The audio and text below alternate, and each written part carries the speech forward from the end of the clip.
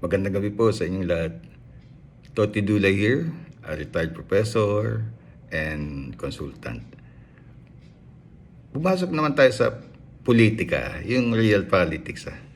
Tungkol dito sa investigation tungkol sa flood control, di ba? Ang isang magandang tignan dito kung ano ang dapat gawin ng mga diskaya. Kasi ang problema ng mga diskaya is ganito, dalawa sila no, mag-asawa. Ang kulang lang sa kanila is yung restitution. Ayaw nilang magkaroon ng restitution kasi ini-insist nung advisor nila, si Marcoleta, no? Ini-insist na wala daw restitution. Meron nga eh. 'Di ba?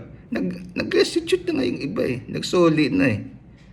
Ba't ayaw nila magsoli? At saka si Marcoleta, ba't pinipilit niya na hindi pwedeng hindi magsoli? 'Di ba? Ba't pinipilit niya? Kaya kailangan sumunod lang ang mga diskaya sa Department of Justice. Total, yung iba sumunod na eh. Ba't ini-insist niya at saka ni Marcoleta na ayaw mag-restitute? Ang bigat eh. Alam mo, pag sundin ni Diskaya ang advice ni Marcoleta, yung stand ni Marcoleta, makukulong silang mag-asawa. Ang bigat nun. Hindi naman susurrender mga Department of Justice na BBM. Ba't sila susunod kay Marcoleta? Unang-una kalaban nila sa Marcoleta. Di ba? At saka unang-una may lugi ang gobyerno sa proposal ni Marcoleta eh. Di ba? Lugi ang taong bayan. Kaya nga tayo nagkaroon ng investigation para unang-una maparusahan yung mga may kasalanan. Pangalawa, para maibalik yung mga ninakaw na pera. Ba't ayaw ni Marcoleta ipabalik yung ninakaw na pera? Di lugi ang taong bayan. Susundin ba yun ni BBM? Yung ganyang style. Di ba? Kaya ito ang advice ko kung ako ang tatanungin anong pwedeng gawin ng mga diskaya? Unang-una, sumunod na lang sila sa gobyerno para maging state witness sila. Kasi pag naging state witness sila, hindi na sila makukulong. At saka yung kaso, wala ng kaso sila. Ngayon, kung ang iniingatan nila ang restitution, diba?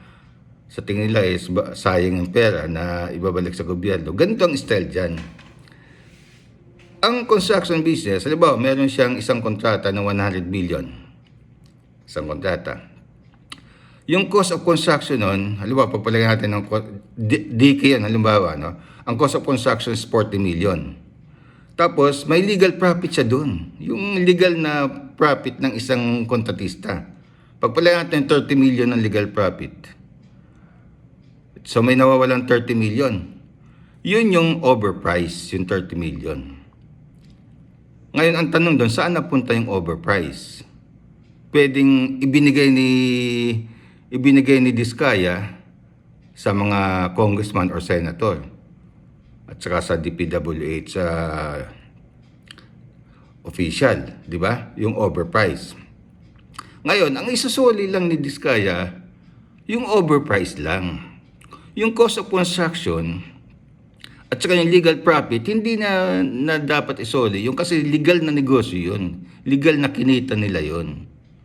At saka legal na ginamit sa construction. Yun lang isusuli niya, yung overprice.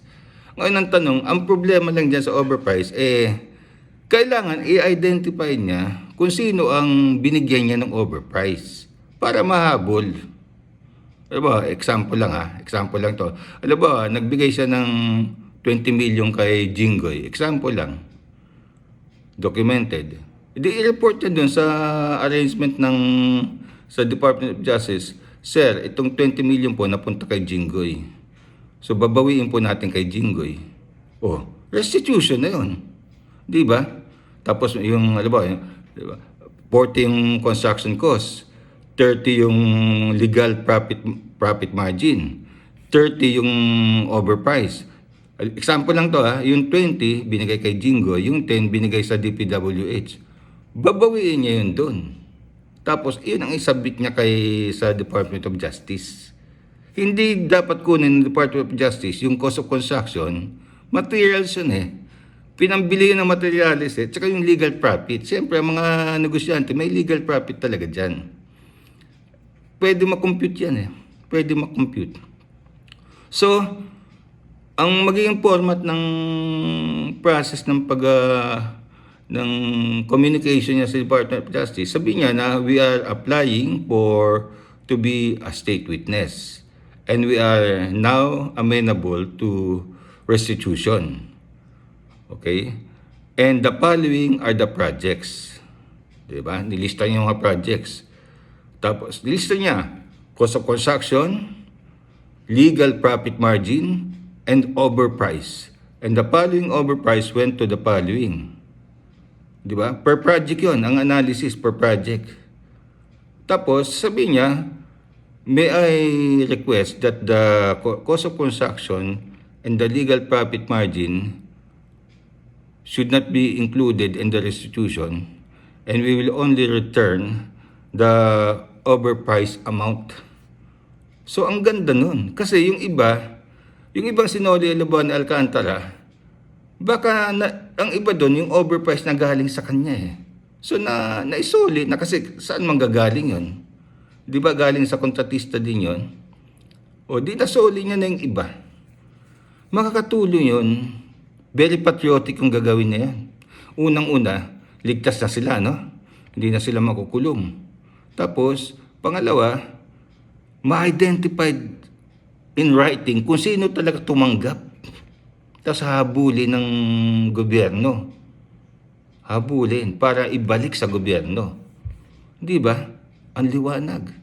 Alam mo kung ang mga diskaya okay lang mag-isip, no? Naisip nila yon at hindi na sumusunod kay Marcoleta na ayaw ng restitution. Ang ganda ng Pilipinas. Unang-una, matatakot na ang yung mga kumukuber sa overprice, mga nangungumisyon. Kasi pwedeng mangyari na naman yan na isumbong sila, di ba? Kaya, ewan ko sa palay ko dapat mag-isip ang mga diskaya. Tumulong na sila sa bansa natin, no? Baka maging hero pa sila, no? Through them, maraming makulong na mga corrupt at maraming maisoli sa bayan. Diba? Ang laking bagay nun. Tapos yung mga nasoli na pera, pwedeng ilagay sa PhilHealth, kanon, di ba? Sweldo ng mga teacher. Ang galing, no? At saka at the same time, in the future, wala ng corruption. Hindi naman malulugi ang mga kontratista kasi yung legal profit nasa kanila pa rin eh. O ulit natin to summarize bago tayo mag-iwalay. Diskaya, kung nakikinig ka ngayon, ganito gawin nyo. Magsulat kayo formally sa Department of Justice. Kayong dalawa, mag-asawa, na you're now willing to apply as a state witness. Tapos, and we are amenable to the restitution procedure. Tapos, the following are the projects that we handled.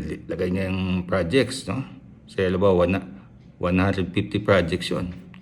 Tapos, in every project, lagay niya yung cost of construction, materialis yun. Okay? Tapos, legal profit, kung ano yung standard na profit ng kontratista. Tapos, overprice. Tapos, sa overprice, per project to sa overprice, lagay niya kung kanino napunta. Tapos, isuggest niya na, may we request that the restitution will be coming from the overprice, and we are willing to help recover the amount. Nakatulong pa sa gobyerno. At the same time, nakulong yung mga tarantadong yun, no? Yung nangungumisyon na senador or congressman, ang DPWH official. Di ang galing. Sige, pagtulong-tulungan natin yan, Mr. and Mrs. Diskaya, nakakaawa din naman kayo kasi unang-una, nakakabilib kayo kasi lumantad kayo. Huwag natin sayangin yung kabayanihan nyo, no? Kasi hindi naman mawawala sa inyo yung legal profit yun ang i-request natin sa Department of Justice. Total, ang kontratista talaga may legal profit, hindi naman dapat kunin yun as a restitution. Ang kukunin lang yung overprice. Diba? Let's be reasonable, all of us, no? Government and Ms. Diskaya and Senator Marcoleta. Be reasonable. Yung cost of construction, materialis yun, hindi na pwedeng bawiin yon. Yung legal profit, hindi rin pwedeng bawiin. Ang pwedeng bawiin yung overprice na napunta sa mga senator at congressman. O, di ba? Reasonable, di ba? O, yan, mga kasama. Parating nyo kay, kay, kay Diskaya and sa Department of Justice. O, everyone, no? Yan ang isang trabaho ko as a consultant eh. Nag-advise ako ng management-oriented ang consultation ko eh. Management-oriented. Hindi ako yung emotional o political, hindi. Pag nag-suggest ako, management style, management concepts. O, sige. Magandang gabi sa inyo lahat. Hanggang dito na lang. Next time, usap naman na tayo. Iba naman. May nag-suggest na isang topic eh. Si Miss Emily Basco. Pag-aaralan natin yan. Ha? Sige, bye-bye. Bye-bye sa inyong lahat.